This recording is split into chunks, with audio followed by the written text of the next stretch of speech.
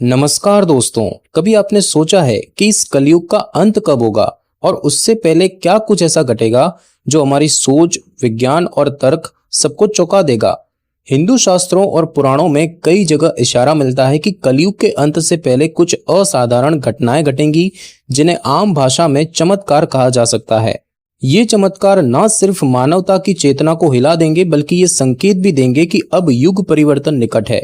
और हैरानी की बात यह है कि इनमें से कुछ संकेत शायद अभी से दिखने लगे हैं।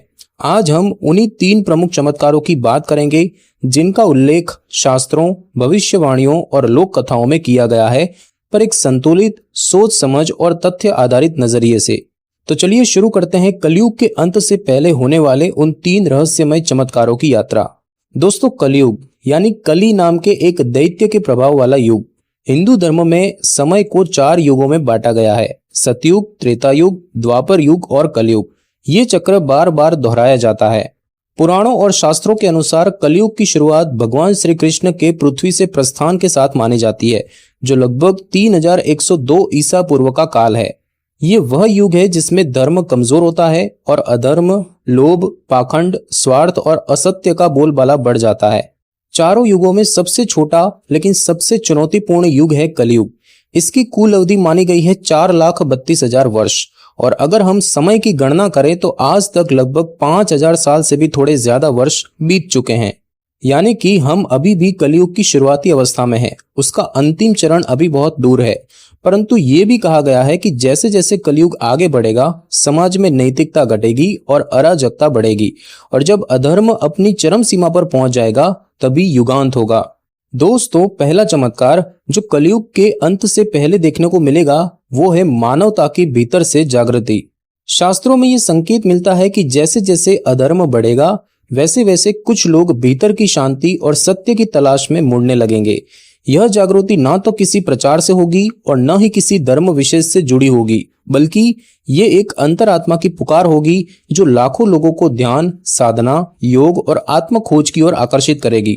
दोस्तों, ध्यान दीजिए कि आज का युवा जो कभी धर्म से दूर माना जाता था, अब भगवत गीता पढ़ रहा है, उपनिषदों को समझना चाहता है और आत्म साक्षात्कार के रास्ते पर चल रहा है। बहुत से लोग अब ये पूछने लगे हैं कि मैं कौन हूँ, जीवन का उद्देश्य क्या है, क्या सिर्फ भौतिक सुख ही सब कुछ है? यह प्रश्न ही इस आध्यात्मिक चमत्कार का प्रमाण है। इंटरनेट पर, सोशल मीडिया पर और दुनिया भर में ध्यान शिविर, साधना केंद्र और आध्यात्मिक चैनल्स की संख्या तेजी से बढ़ रही है। कोई मजबूरी नहीं है, कोई प्रचार नहीं, फिर भी लोग खींचे चले आ रहे हैं।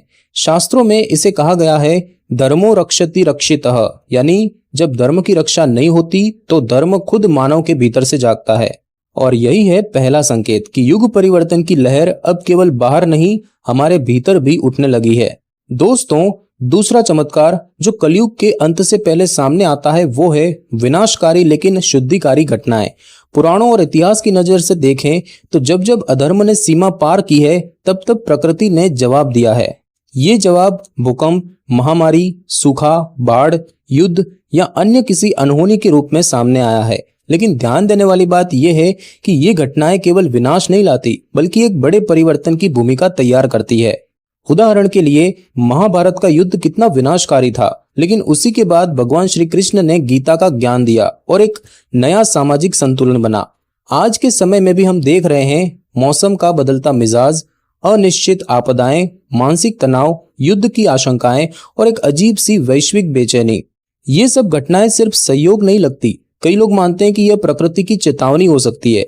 शास्त्रों में यह विचार कई बार सामने आता है कि जब धरती का भार असहनीय हो जाता है तो स्वयं धरती माता भगवान से प्रार्थना करती है, और तब शुरू होता है एक ऐसा परिवर्तन जो दिखने में भयानक होता है, लेकिन गहराई में जाकर देखें तो वह संस्कारों, समाज और चेतना की सफाई का रूप होता है।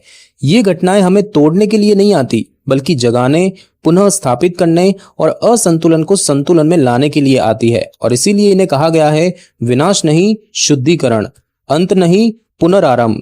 दोस्तों, तीसरा और अंतिम चमत्कार जो कलयुग के अंत से पहले बताया गया है वो है भगवान कल्कि का आगमन।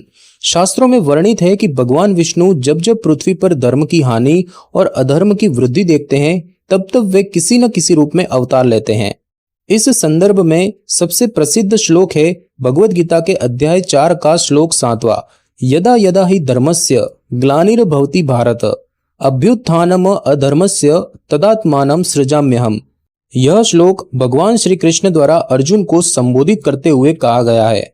इसका अर्थ है कि हे अर्जुन, जब जब धर्म की हानि और अधर्म की वृद्धि होती है तब तब मैं स्वयं को प्रकट करता हूँ। अब दोस्तों बात करते हैं दशावतारों की। हिंदू धर्म में विष्णु जी के 10 अवतारों का वर्णन है। मत्स्य, कूर्म, वराह, नरसिंह, वामन, परशुराम, राम, कृष्ण, बुद्ध और अंतिम कल्कि। कल्कि अवतार के बारे में विस्तृत वर्णन विष्णु पुराण के अध्याय 4 के श्लोक 24 और भागवत पुराण के स्कंद 12 में मिलता है।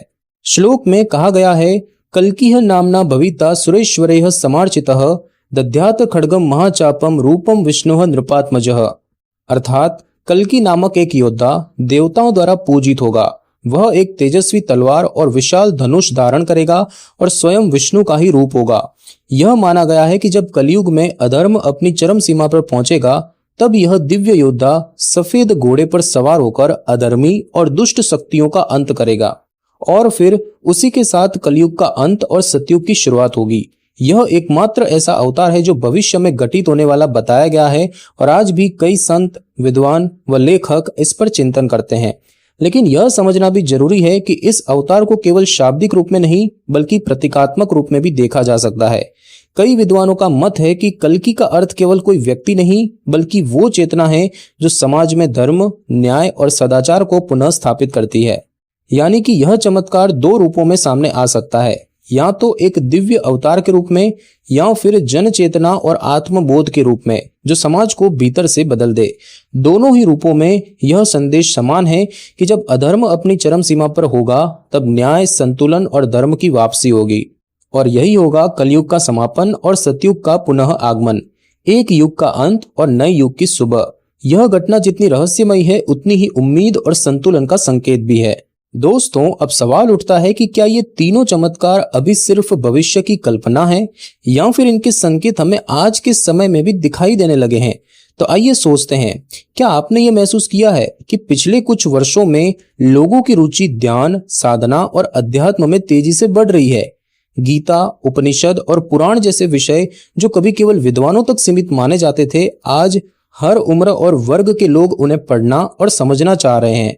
सोशल मीडिया, यूट्यूब, इंस्टाग्राम पर ध्यान, योग और आत्मबोध से जुड़ी सामग्री की भरमार है और वो भी बिना किसी प्रचार या संस्थागत समर्थन के।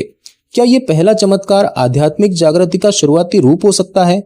अब दोस्तों बात करें दूसरे चमत्कार की, तो क्या आपने महसूस किया है कि प्राकृतिक आपदाएं, मौसम की अनिश्चितता, मानसिक तनाव और वैश्विक स्तर पर अस्थिरता पहले से कहीं अधिक बढ़ी है? ये जरूरी नहीं कि हर घटना किसी युगांत का संकेत हो, पर क्या ये मान लेना भी गलत है कि प्रकृति कुछ कहना चाह रही है? और दोस्तों तीसरा संकेत वो तो सबसे जटिल है।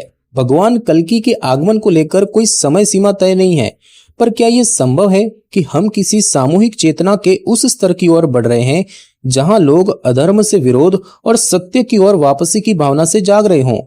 बहुत से विचारक इसे कल्कि चेतना का प्रस्फुटन मानते हैं, न कि किसी व्यक्ति विशेष का आगमन, बल्कि एक ऐसी भावना का जागना जो न्याय, धर्म और संतुलन की वापसी की ओर ले जाती है।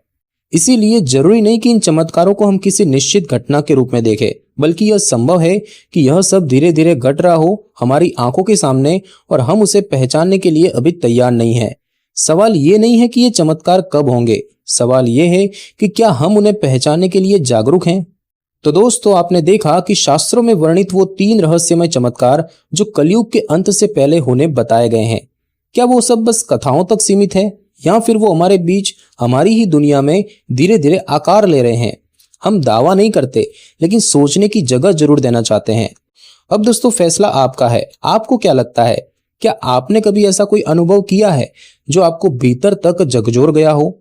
क्या आप भी कभी अचानक से ध्यान, अध्यात्म या आत्म खोज की ओर खींचे चले आए हैं बिना किसी कारण? हमें कमेंट में जरूर बताइए। और अगर आपको ये विषय रुचिकर लगा तो ऐसे ही और गूढ़, विचार उत्तेजक और ज्ञान से जुड़े वीडियो के लिए ज्ञान तंत्र को सब्सक्राइब करना न भूलें, क्योंकि हम सिर्फ कहानियां नहीं सुनाते, हम आपको सोचने के लिए प्रेरित करते हैं।